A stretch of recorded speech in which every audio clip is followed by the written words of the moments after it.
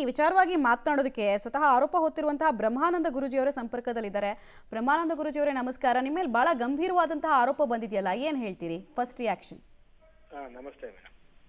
ಇದು ಸಂಪೂರ್ಣವಾಗಿ ಸುಳ್ಳು ಆರೋಪಗಳು ಮೇಡಮ್. ನನ್ನ ಒಂದು ಮಾನ ಮರ್ಯಾದೆ ಮತ್ತೆ ಖ್ಯಾತಿಯನ್ನ ಹಾಳು ಮಾಡಬೇಕು ಅಂತ ಹೇಳಿ ನನ್ನ ವಿರುದ್ಧ ಹನಿ ಟ್ರ್ಯಾಪ್ ಮತ್ತೆ ಬ್ಲಾಕ್ ಮೇಲ್ ಮಾಡಿ ಹಣವನ್ನ ಸುಲಿಗೆ ಮಾಡುವಂತ ತಂತ್ರ ಇದು ಅಷ್ಟೇ, ಕುತಂತ್ರ ಮಾಡಿದ್ದಾರೆ. ಎಷ್ಟು ವರ್ಷದಿಂದ ಪರಿಚಯ ನಿಮ್ಗೆ ಅವರು, ಆ ಮಹಿಳೆ? ಮಹಿಳೆಯವರು 2 ವರ್ಷದಿಂದ ನನಗೆ ಪರಿಚಯ. ಬಟ್ ಘಟನೆ ನಡೆದ 2 ವರ್ಷ ಆಗಿದೆ. ಇದು ಹಳೆ ವಿಡಿಯೋ ಅಂತಿರೋದಾ, ಹಳೆ ಆಡಿಯೋ ಅಂತಿರೋದಾ? ಹೌದೌದು, ಹಳೆ ಆಡಿಯೋ. ನಾನು ಸೈಟಿನ ವಿಚಾರಕ್ಕಾಗಿ ಮಾತಾಡಿದ್ದೀನಿ. ಆಡಿಯೋದಲ್ಲಿ ಮಾತಾಡಿರೋದು ನೀವೇ? ಅಲ್ಲಲ್ಲ, ಯಾವ ಆಡಿಯೋ ಅಂತ ಬೇಕು ನನಗೆ, ಯಾಕಂದ್ರೆ ತುಂಬಾ ಅದೇ 5.5 ನಿಮಿಷದ ಒಂದು ಆಡಿಯೋ ಇದೆಯಲ್ಲ, 5 ನಿಮಿಷದ 55 ಸೆಕೆಂಡ್ ಒಂದು ಆಡಿಯೋ ಇದೆಯಲ್ಲ, ಅದ್ರಲ್ಲಿ ಮಾತಾಡಿರೋದು ನೀವೇನಾ? ಇಲ್ಲ, ಕೆಲವು ಆಡಿಯೋಗಳು ನಂದಿಲ್ಲ ಮೇಡಮ್. ಕೆಲವು ಆಡಿಯೋಗಳಲ್ಲಿ ನಾನು ಅವ್ರ ಹತ್ರ ಮಾತಾಡಿರೋದು ನಿಜ ನಾನು. ಬಟ್ ಯಾವ್ಯಾವ್ದು ಅಂತ ಇವ್ರು ಬೇಕು ಅಂತ ಹೇಗ್ ಬೇಕೋ ಹಾಗೆ ಅದನ್ನ ಎಡಿಟ್ ಮಾಡಿ ಹಾಕಿದ್ದಾರೆ. ಸರಿ, ನೀವು ಮಾತಾಡ್ಬೇಕಾದ್ರೆ ಏನೇನ್ ಮಾತಾಡಿದ್ರಿ ಅಂತ ಹೇಳ್ಬೋದಾ? ನೀವು ಫೋನಲ್ಲಿ ಮಾತಾಡಿದ್ರಿ ಅಂದ್ರಲ್ಲ. ಖಂಡಿತ ಸೈಟಿನ ವಿಚಾರವಾಗಿ ಅಷ್ಟೇ ಮಾತಾಡ್ತಾ ಇದ್ದೆ ಮೇಡಮ್ ನಾನು. ಏನ್ ಸೈಟಿನ ವಿಚಾರ ಗುರುಜಿ? ಸೈಟಿನ ವಿಚಾರ ಏನಂತಂದ್ರೆ, ಇವರು ಒಂದು ಸೈಟ್ ಬೇಕು ಅಂತೇಳಿ ನನ್ನನ್ನು ಅಪ್ರೋಚ್ ಮಾಡ್ತಾರೆ. ಓಕೆ. ನಾನು ಆ ಕೆಲಸ ಎಲ್ಲ ಮಾಡೋದಿಲ್ಲ ಅಂತಂದಾಗ, ನೀವು ಸ್ವಲ್ಪ ದೊಡ್ಡ ವ್ಯಕ್ತಿ ಇದ್ದೀರಿ, ಯಾರಿಗಾದ್ರೂ ಹೇಳಿ ಕೊಡಿಸಿ ಕಮ್ಮಿ ಬೆಲೆಗೆ ಅಂತ ಹೇಳ್ತಾರೆ. ನಾನು ನಮ್ಮೂರಲ್ಲೇ ಒಂದು ಲೇಔಟ್ ಮಾಡಿರ್ತಾರೆ ದೊಡ್ಡಬಳ್ಳಾಪುರದವ್ರು, ರಾಜಣ್ಣ ಅಂತೇಳಿ. ಅವ್ರ ಹತ್ರ ಮಾತಾಡ್ಬಿಟ್ಟು 11 ಲಕ್ಷಕ್ಕೆ ತೀರ್ಮಾನ ಮಾಡಿ 5 ಲಕ್ಷ ರೂಪಾಯಿ ಮುಂಗಡ ಹಣವನ್ನ ಇವರೇ ತಗೊಂಡೋಗಿ ಕೊಟ್ಟಿರ್ತಾರೆ, ಗಂಡ ಹೆಂಡತಿ ಇಬ್ರು. ಕೊಟ್ಟ ತಕ್ಷಣ ಈ ಖಾತೆಗಳು ಸ್ಟಾಪ್ ಆಗುತ್ತೆ. ಸರಿ. ಈ ಖಾತೆಗಳು ಸ್ಟಾಪ್ ಆಗಿ ರಿಜಿಸ್ಟರ್ ಆಗದೆ ಇರೋ ಕಾರಣ ಏನ್ ಮಾಡ್ತಾರೆ, ನನ್ನ ಹತ್ರ 2 ಲಕ್ಷ, ಅವ್ರಿಗೆ 2 ಲಕ್ಷ ಕಡಿಮೆ ಇರುತ್ತೆ, 2 ಲಕ್ಷಕ್ಕೆ ನನ್ನ ಹತ್ರ ಅಪ್ರೋಚ್ ಮಾಡ್ತಾರೆ. ನಾನು ಈ ಸಂದರ್ಭದಲ್ಲಿ ನನ್ನ ಹತ್ರ ದುಡ್ಡಿಲ್ಲ, ದುಡ್ಡು ಹೇಗಿದ್ರು ಈ ಖಾತೆಗಳು ಸ್ಟಾಪ್ ಮಾಡಿದ್ದಾರೆ, ಅದು ಬರೋಷ್ಟ್ರಲ್ಲಿ ಏನಾದ್ರು 2 ಲಕ್ಷ ಅಡ್ಜಸ್ಟ್ ಆದ್ರೆ ಕೊಡ್ತೀನಿ, ಇಲ್ಲಾಂದ್ರೆ ನೀವು ಬೇರೆ ಕಡೆ ಎಲ್ಲಾದ್ರೂ ಅಡ್ಜಸ್ಟ್ ಮಾಡ್ಕೊಳ್ಳಿ ಅಂತ ಕೂಡ ನಾನು ಹೇಳಿರ್ತೀನಿ. ನಿಮ್ಗೆ ಯಾಕೆ ದುಡ್ಡು ಕೊಡ್ಬೇಕನ್ಸುತ್ತೆ ಇವ್ರಿಗೆ?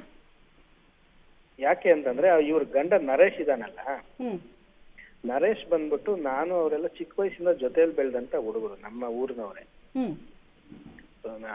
ಏನಾದ್ರೂ ಅನುಕೂಲ ಆದ್ರೆ ಆ ಹುಡುಗನ್ಗೆ ಆಗ್ಲಿ ಅಂತೇಳಿ ಇದಕ್ಕೋಸ್ಕರ ನಾನು ಹಾಗೆ ಹೇಳಿರ್ತೀನಿ ಅಷ್ಟೇ. ಅವ್ರು ಒಳ್ಳೇದಾಗ್ಲಿ ಅಂತ ನೀವು ಕೊಡೋಣ ಅಂತ ಅನ್ಕೊಂಡಿರ್ತೀನಿ. ಬಟ್ ಆ ಸಂದರ್ಭದಲ್ಲಿ ಇರಲ್ಲ. ಈ ಖಾತೆಗಳು ಹೇಗೂ ಸ್ಟಾಪ್ ಮಾಡಿದ್ದಾರೆ, ಅಷ್ಟೊಳಗಡೆ ಏನಾದ್ರು ಅಡ್ಜಸ್ಟ್ ಆದ್ರೆ ಕೊಡ್ತೀನಿ, ಇಲ್ಲಾಂದ್ರೆ ನೀವು ನಿಮ್ ಪಾಡಿಗೆ ನೀವು ಬೇರೆ ಎಲ್ಲ ಅರೇಂಜ್ ಮಾಡ್ಕೊಳ್ಳಿ ಅಂತ ನಾನು ಹೇಳಿದ್ದೆ. ಹಂಗಾದ್ರೆ ಈಗ ದುಡ್ಡಿನ ವಿಚಾರ ಮತ್ತೆ ನರೇಶ್ ಬೆಳಿಲಿ ಅನ್ನೋದಾದ್ರೆ ಅವ್ರ ಹೆಂಡತಿ ಹತ್ರ ನಿಮ್ಗೇನ್ ಮಾತಾಡೋದಿತ್ತು ಅಂತ ಗುರುಜಿ? ಓಕೆ. ಇವ್ರ ಹೆಂಡತಿ ಅವ್ರು ಏನ್ ಮಾಡ್ತಾರೆ, ಪದೇ ಪದೇ ನನಗೆ ಕಾಲ್ ಮಾಡಿ ಸಲಿಗೆಯಿಂದ ಮಾತಾಡಕ್ಕೆ ಸ್ಟಾರ್ಟ್ ಮಾಡ್ತಾರೆ. ಯಾವಾಗ ಇವ್ರು ಸಲಿಗೆಯಿಂದ ಮಾತಾಡಕ್ ಸ್ಟಾರ್ಟ್ ಮಾಡಿದ್ರು, ಇವ್ರ ನಂಬರ್ ಅನ್ನ ಬ್ಲಾಕ್ ಲಿಸ್ಟ್ ಮಾಡ್ಬಿಟ್ಟು ನಾನು ಇವ್ರ ಕಾಲನ್ನ ಅಟೆಂಡ್ ಮಾಡೋದಿಲ್ಲ. ಆಮೇಲೆ ಏನ್ ಮಾಡ್ತಾರೆ, ಹೊಸ ನಂಬರ್ಗಳಿಂದ ನನಗೆ ಫೋನ್ ಮಾಡ್ತಾರೆ. ಹೊಸ ನಂಬರ್ಗಳಿಂದ ಫೋನ್ ಮಾಡಿದಾಗ ನಾನು ಇವರು ಪ್ಲಾನ್ ಮಾಡಿ ಇವ್ರ ಹತ್ರ ದುಡ್ಡು ಇದೆ, ತುಂಬಾ ದುಡ್ಡಿದೆ ಅಂತ ಊಹೆ ಮಾಡ್ಕೊಂಡು ದುಡ್ಡು ಇವ್ರ ಹತ್ರ ಹೇಗಾದ್ರೂ ಮಾಡಿ ಟ್ರ್ಯಾಪ್ ಮಾಡಿ ತಗೋಬೇಕು ಅಂತ ಅವ್ರ ಐಡಿಯಾ. ಆ ಸಂದರ್ಭದಲ್ಲಿ ಇವ್ರನ್ನ ಎಲ್ಲಾ ನಂಬರ್ಗಳಲ್ಲೂ ಬ್ಲಾಕ್ ಮಾಡಿದಾಗ ಫೇಸ್ಬುಕ್ ಮೆಸೆಂಜರ್ ಅಲ್ಲಿ ನನಗೆ ಮೆಸೇಜ್ ಮಾಡ್ತಾರೆ. ನೀವು ಫೇಸ್ಬುಕ್ ಅಲ್ಲೂ ಇದೀರಾ? ಹೌದೌದು, ಫೇಸ್ಬುಕ್ ಅಲ್ಲಿ ಇದೆ ನಂದು. ಅದ್ರಲ್ಲಿ ಮೆಸೇಜ್ ಮಾಡ್ತಾರೆ, ಪ್ಲೀಸ್ ಕಾಲ್ ಮೀ ಅಂತ. ಮತ್ತೆ ವಾಟ್ಸಪ್ ಗಳಲ್ಲಿ ಮೆಸೇಜ್ ಮಾಡ್ತಾರೆ, ಪ್ಲೀಸ್ ಕಾಲ್ ಮೀ, ದಯವಿಟ್ಟು ಮಾತಾಡಿ, ನನ್ನ ಹತ್ರ ಫೋನ್ ಮಾಡ್ರಿ, ಹಾಗೆ ಹೀಗೆ ಅಂತೇಳಿ ತುಂಬಾ ಮೆಸೇಜ್ಗಳು ಮಾಡಿದ್ದಾರೆ. ನಾನು ಅವ್ಯಾವ್ದಕ್ಕೂ ಗಮನ ಕೊಡದೆ ಹೋದಾಗ ಫೇಸ್ಬುಕ್ ಅಲ್ಲಿ ಬ್ಲಾಕ್ ಮಾಡಿದ್ರಾ? ಫೇಸ್ಬುಕ್ ಅಲ್ಲಿ ಈ ಮೆಸೇಜ್ ಹಾಕಿದ ತಕ್ಷಣ ಬ್ಲಾಕ್ ಮಾಡಿದ್ವಿ. ಪ್ಲೀಸ್ ಕಾಲ್ ಮೀ ಅಂತ ಮೆಸೇಜ್ ಹಾಕಿದ ತಕ್ಷಣ ನೀವೇ ಫಸ್ಟ್ ಕಂಪ್ಲೇಂಟ್ ಕೊಟ್ಬಿಡ್ಬೋದಾಗಿತ್ತಲ್ಲ, ಹಿಂಗೆಲ್ಲ ಸಲಿಗೆ ಬೆಳೆಸ್ತಾ ಇದಾರೆ ಅಂತ ನೀವೇ ಕಂಪ್ಲೇಂಟ್ ಕೊಟ್ಬಿಡ್ಬೋದಾಗಿತ್ತಲ್ಲ. ನಾನು ಅದನ್ನ ಕಂಪ್ಲೇಂಟ್ ಕೊಡೋದಕ್ಕೆ ರೆಡಿ ಇದ್ದೆ ಮೇಡಮ್. ಬಟ್ ನಮ್ಮ ಇವರು ನರೇಶ್ ಇದಾನಲ್ಲ, ಅವರ ಯಜಮಾನ್ರು, ಅವ್ರ ಮುಖ ನೋಡ್ಕೊಂಡು ನಾನು ಸುಮ್ನೆ ಅದೇ, ಇವರು ನಮ್ಮ ಜೊತೆಲೆ ಚಿಕ್ಕ ವಯಸ್ಸಿಂದ ಬೆಳೆದಿದ್ದ, ಸುಮ್ನೆ ಎಲ್ಲಾರ್ಗು ತೊಂದರೆ ಯಾಕೆ ಮಾಡ್ಕೋಬೇಕು ಅಂತೇಳಿ ಸುಮ್ನೆ ಅದೇ. ನರೇಶ್ಗೆ ಹೇಳಿದ್ರ ಹೋಗ್ಲಿ ನಿಮ್ ಹೆಂಡತಿ ಕಾಲ್ ಮಾಡ್ತಿದಾರೆ ಅಂತ ಹೇಳಿದ್ರ? ಹೌದೌದು, ನರೇಶ್ ಹೇಳಿದ್ದೀವಿ. ಏನಂದ್ರು ಅವರು? ನರೇಶ್ ಹೇಳಿದಾಗ ಅವ್ರನ್ನ ಬೈದು ಮತ್ತೆ ಗಲಾಟೆ ಮಾಡಿ ಹಿಂಗೆಲ್ಲ ಮಾಡ್ಬೇಡ ಅಂತೇಳಿ ಸ್ವತಃ ನಮ್ಮ ಮಿಸ್ಸಸ್ ನಾವಿಬ್ರು ಅವ್ರಿಗೆ ಹೇಳಿದ್ದೀವಿ, ನೋಡಪ್ಪ ಪದೇ ಪದೇ ಹಿಂಗ್ ಕಾಲ್ ಮಾಡ್ತಾರೆ ಅಂತ. ಅದು ಆ ಕುರಿತಾಗಿ ಸ್ವಲ್ಪ ಜಗಳನೂ ನಡೆದಿತ್ತು ನಮ್ಮ ಇಬ್ಬರ ಮಧ್ಯೆ. ನೀವು 2 ಲಕ್ಷ ಹಣ ಕೊಡ್ಬೇಕು ಅಂತಿದ್ರಲ್ಲ, ಆ 2 ಲಕ್ಷ ಹಣನ ಇವ್ರಿಗೂ ಆಯ್ತು ಕೊಡ್ತೀನಿ ಅಂತ ಏನಾದ್ರು ಹೇಳಿದ್ರ? ಕೊಡ್ತೀನಿ, ಇಲ್ಲಿಗೆ ಬನ್ನಿ ಅಲ್ಲಿಗೆ ಬನ್ನಿ ಅಂತ ಏನಾದ್ರು ಹೇಳಿದ್ರ? ಇಲ್ಲ, ಅದೇನಾಗಿತ್ತಂತಂದ್ರೆ, ನಮ್ದು ಅವಾಗ ಆಶ್ರಮ ಕನ್ಸ್ಟ್ರಕ್ಷನ್ ಸ್ಟೇಜ್ ಅಲ್ಲಿ ಇತ್ತು ಮೇಡಮ್, ಫುಲ್ ಕಟ್ಟಿರ್ಲಿಲ್ಲ. ಸರಿ. ನಮ್ದು ಬೇರೆ ಕಡೆ ರೂಮ್ಸ್ ಕಟ್ತಾ ಇದ್ವಿ, ಬಾಡಿಗೆ ರೂಮ್ಗಳು 3 ರೂಮ್ ಕಟ್ತಾ ಇದ್ವಿ. ಆ 2 ಲಕ್ಷ ಹಣವನ್ನ ಈ ರೂಮ್ ಹತ್ರ ಬಾ ಕುತ್ಕೊಂಡ್ ಮಾತಾಡೋಣ ಅಂತ ಹೇಳಿದ್ ನಾನು. ಅದೇ ಆಡಿಯೋ ನಾನು ಕೇಳಿಸ್ಕೊಂಡಿದ್ದು. ಅದ್ರಲ್ಲಿ ನೀವು ಹೇಳ್ತೀರಾ ರೂಮಿಗೆ ಬಾ ಕೊಡ್ತೀನಿ ಅಂತ, ಅದಕ್ಕೆ ಹೌದು. ಕೇಳಿದೆ. ರೂಮ್ ಅಂತಂದ್ರೆ ಇವ್ರನ್ನ ಜನ ಏನಂತ ತಿಳ್ಕೊಂಡಿದ್ದಾರೆ, ಯಾವ್ದೋ ಹೋಟೆಲ್ ರೂಮ್ ಕರೆದು ಇವ್ರನ್ನ ಏನೋ ಇದ್ ಮಾಡಕ್ ಕರೀತಾ ಇದಾರೆ ಅಂತ ಅನ್ಕೊಂಡಿದ್ದಾರೆ. ಹಾ. ಅದು ತಪ್ಪು. ನಾನು ಕರೆದಿದ್ದು ನಮ್ಮ ಬಾಡಿಗೆ ರೂಮ್ಗಳು 3 ರೂಮ್ ಕಟ್ತಾ ಇದ್ವಿ, ಹ್ಮ್ ಆ ರೂಮ್ ಹತ್ರ ಬನ್ನಿ ಅಂತ ನಾನು ಹೇಳಿದ್ದು. ಅದು ಇವಳು ಈ ಮಹಿಳೆಗೂ ಗೊತ್ತಿದೆ. ಹ್ಮ್ ಅದನ್ನ ಬೇಕು ಅಂತ ಈ ರೀತಿ ಬಳಸ್ಕೊಂಡು ಬಿಟ್ಟಿದ್ದಾರೆ ನೋಡಿ ಅವ್ರು.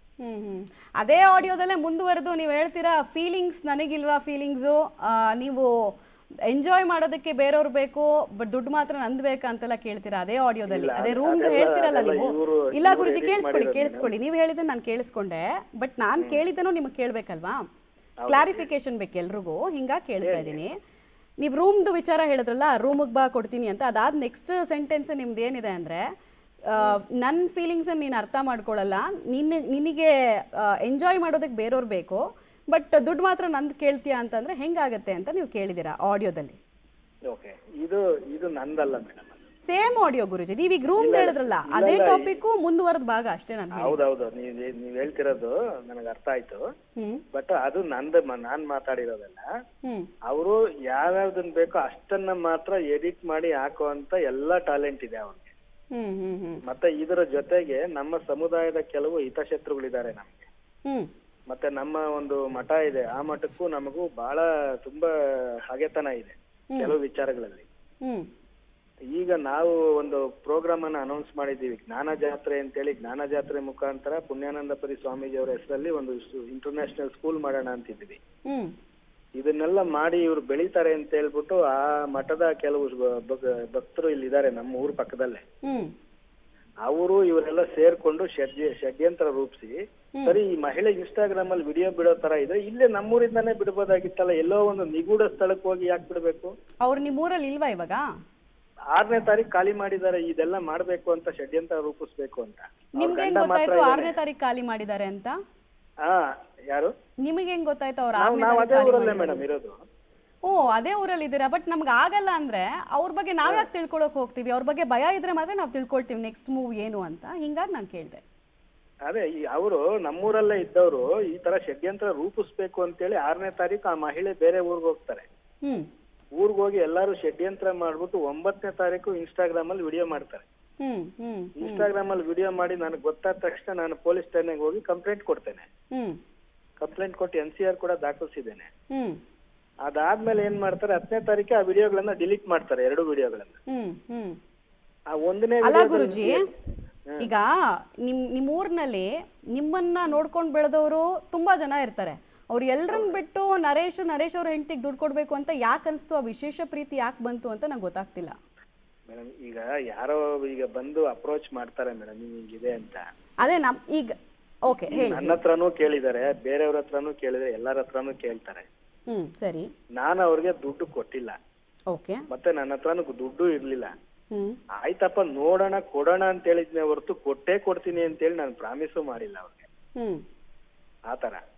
ಮತ್ತೆ ಇವ್ರು ಬೇಕು ಅಂತಲೇ ಷಡ್ಯಂತ್ರ ರೂಪಿಸಿ 10ನೇ ತಾರೀಕು ವಿಡಿಯೋಗಳನ್ನ ಡಿಲೀಟ್ ಮಾಡ್ತಾರೆ. ಇದುವರೆಗೂ ಠಾಣೆಗೆ ಬಂದಿಲ್ಲ ಅವರು. ಪೊಲೀಸ್ ಅವರು ಫೋನ್ ಮಾಡಿ ಕರೀತಾ ಇದಾರೆ, ಬನ್ನಿ ಬನ್ನಿ ಅಂತ. ಇದುವರೆಗೂ ಬಂದಿಲ್ಲ. ತಪ್ಪು ಮಾಡದೇ ಇದ್ರೆ ಬರೋದಕ್ಕೆ ಏನು ಅವ್ರಿಗೆ ಭಯ?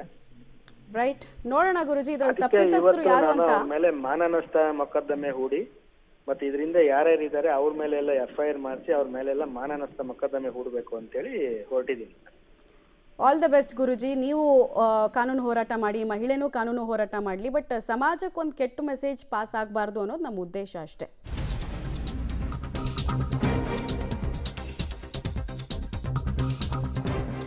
ಮಹಿಳೆಗೆ ಸ್ವಾಮೀಜಿ ಲೈಂಗಿಕ ಕಿರುಕುಳ ಕೊಟ್ಟ ಆರೋಪಕ್ಕೆ ಸಂಬಂಧಪಟ್ಟಂತೆ ಮಹಿಳೆ ವಿರುದ್ಧನೇ ಹನಿ ಟ್ರ್ಯಾಪ್ ಆರೋಪವನ್ನು ಮಾಡ್ತಿದ್ದಾರೆ ಬ್ರಹ್ಮಾನಂದ ಗುರೂಜಿಯವರು.